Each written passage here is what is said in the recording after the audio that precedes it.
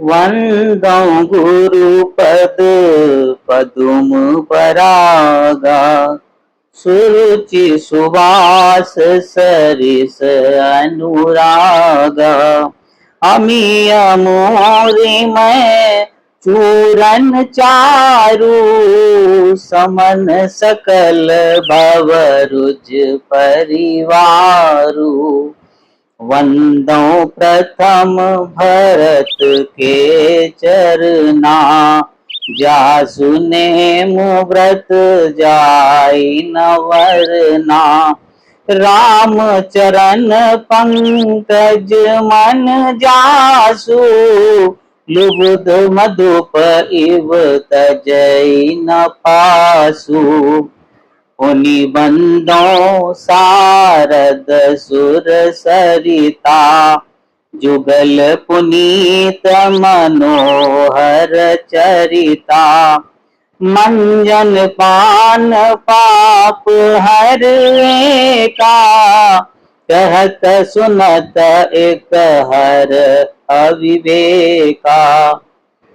गुरु पितु मातु महेश भवानी, प्रणवौ दीन बंधु दिन दानी।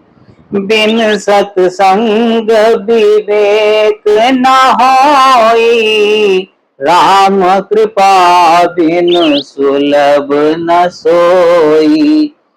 जाके रही भावना जैसी, सो मूरत देखिय तिन तैसी। सिया राम मैं सब जग जानी, करहु प्रणाम जोर जुग पानी। वरनौ पवन कुमार, खलवन पावक ज्ञान धन। जासु हृदय आगार, बसहि राम शर चाप धर। अत्रि मुनि के चरण कमलों में सिर नवाकर श्री राम जी सीता और लक्ष्मण सहित वन में आगे चले। आगे राम अनुज पुनि पाछे, मुनिवर बेश बने अति काछे। आगे राम जी हैं और उनके पीछे छोटे भाई लक्ष्मण जी हैं। दोनों ही मुनियों का वेश बनाए हुए अत्यंत सुशोभित हैं। दोनों के बीच में श्री जानकी जी चल रही हैं। जहाँ जहाँ जाई देव रघुराया, करहि मेघ तहाँ तहाँ नभ छाया। जहाँ जहाँ श्री रघुनाथ जी जाते हैं वहां वहां बादल आकाश में छाया करते जाते हैं। रास्ते में जाते हुए विराध नामक राक्षस मिला। सामने आते ही श्री रघुनाथ जी ने उसे मार डाला। फिर तीनों लोग मुनि शरभंग जी के पास पहुंचे हैं। मुनि ने अपने जप तप यज्ञ का जो भी प्रभाव मुनि के पास था वो सब उन्होंने श्री रामचंद्र जी को सौंप दिया और बदले में भक्ति का वरदान उनसे ले लिया। इसके बाद मुनि शरभंग जी ने अपना शरीर त्याग कर दिया और प्रभु की कृपा से वैकुंठ को चले गए। सभी मुनिगण भगवान राम की स्तुति कर रहे हैं और कह रहे हैं कि शरणागत और हितकारी करुणा के मूल प्रभु की जय हो। फिर श्री रघुनाथ जी आगे वन में चले। श्रेष्ठ मुनियों के बहुत से समूह उनके साथ हो लिए। वन में श्री राम जी को हड्डियों के ढेर मिले, जिन्हें देखकर उन्होंने मुनियों से पूछा। मुनियों ने कहा कि राक्षसों ने बहुत सारे मुनियों को खा डाला है और ये सब उन्हीं की हड्डियों का ढेर है। यह सुनकर श्री रघुवीर जी के नेत्रों में जल भर आया। श्री राम जी ने अपनी भुजा को उठाकर प्रण किया कि मैं पृथ्वी को राक्षसों से रहित कर दूंगा। वन में आगे चलकर श्री राम जी अगस्त्य मुनि के आश्रम में पहुंचे। अगस्त्य मुनि ने उन्हें पंचवटी नामक मनोहर और पवित्र स्थान के बारे में बताया और कहा कि प्रभु आप मुनियों पर दया करके वहीं पर निवास कीजिए। चले राम मुनि आय सुपाई, तुरतहि पंचवटी नियर आई। अगस्त मुनि की आज्ञा पाकर श्री रामचंद्र जी वहां से चल दिए और शीघ्र ही पंचवटी के निकट पहुंच गए। वहां श्री रामचंद्र जी की जटायु से भेंट हुई और उसके साथ बहुत प्रकार से प्रेम के साथ मिलकर श्री रामचंद्र जी गोदावरी के समीप पर्णकुटी छाकर रहने लगे। जब ते राम कीन तह बासा, सुखी भये मुनि बीती त्रासा। जब से श्री राम जी ने वहां निवास किया तब से मुनि सुखी हो गए और सबका भय जाता रहा। यहाँ प्रभु श्री राम जी ने लक्ष्मण को वैराग्य, ज्ञान, गुण और नीति के बारे में बताया और इस प्रकार कुछ दिन बीत गए। शूर्पणखा नामक रावण की एक बहन थी जो नागिन के समान भयानक और दुष्ट हृदय की थी। वह एक बार पंचवटी में आ गई और दोनों राजकुमारों को देखकर वासना से पीड़ित हो गई। वह अत्यंत सुंदर रूप धरकर श्री रामचंद्र जी के पास पहुंची और मुस्कुराकर बोली, तुम सम पुरुष नमो सम नारी, यह संजोग विधि रचा विचारी। ना तो तुम्हारे समान कोई पुरुष है और न मेरे समान कोई स्त्री। विधाता ने यह जोड़ा बहुत विचार कर रचा है। मुझे तीनों लोकों में अब तक अपने लिए कोई योग्य वर नहीं मिला, इसलिए मैं अब तक अविवाहित हूं। अब तुमको देखकर बात कुछ बनती नजर आती है। सीता ही चिताई कही प्रभु बाता, अहै कुंवर मोर लघु भ्राता। सीता जी की ओर देखकर श्री रामचंद्र जी ने कहा कि मेरा छोटा भाई लक्ष्मण है, तुम उसके पास जाओ, क्योंकि मैं तो विवाहित हूं और मेरी पत्नी मेरे साथ है।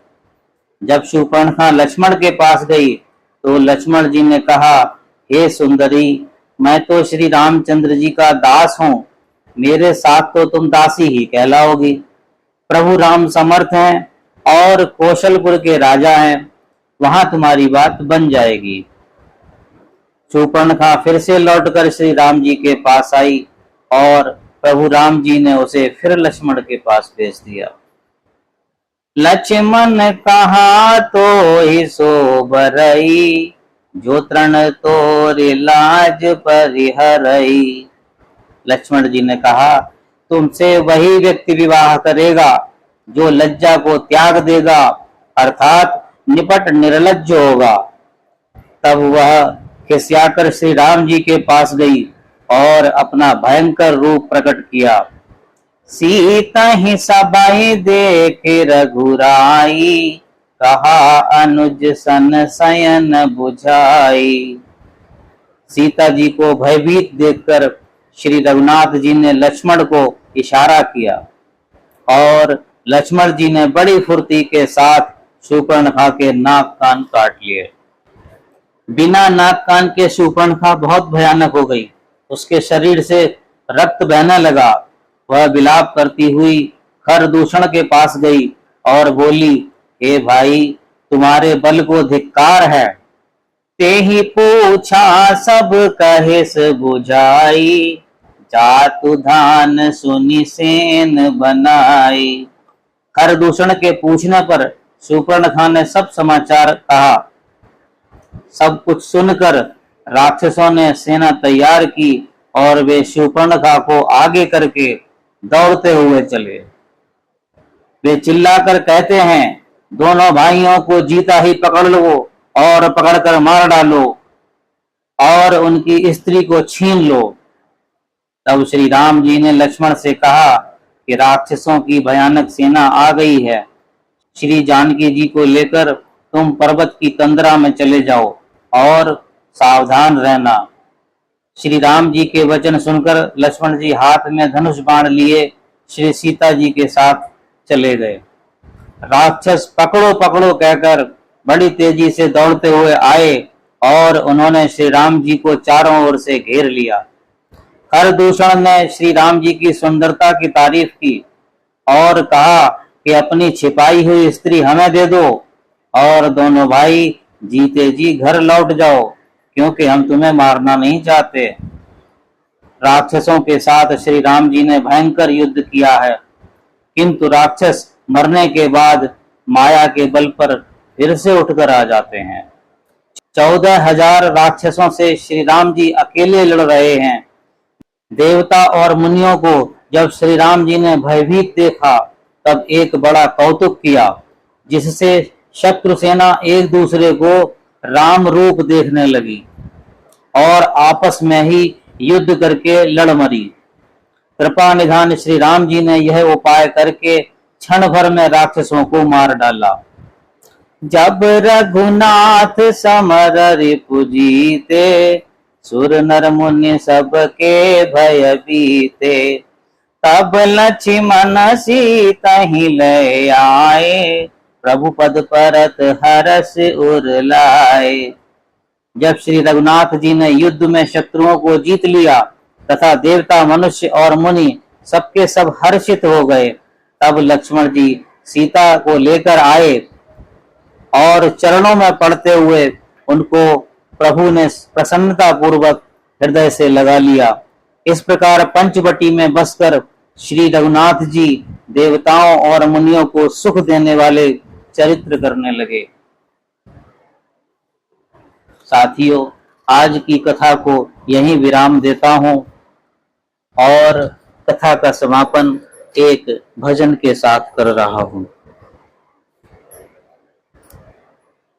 जीवन बिताया सारा, इंतजार करते करते। जीवन बिताया सारा, इंतजार करते करते। बन जाऊं तेरा प्यारा, तुझे प्यार करते करते। बन जाऊं तेरा प्यारा, तुझे प्यार करते करते। जीवन बिताया सारा, इंतजार करते करते। जीवन बिताया सारा, इंतजार करते करते। रह रह के मेरे दिल में उठती हैं ये तरंगे। रह रह के मेरे दिल में उठती हैं ये तरंगे। है मेरे दिल में केवल तेरे मिलने की उमंग है।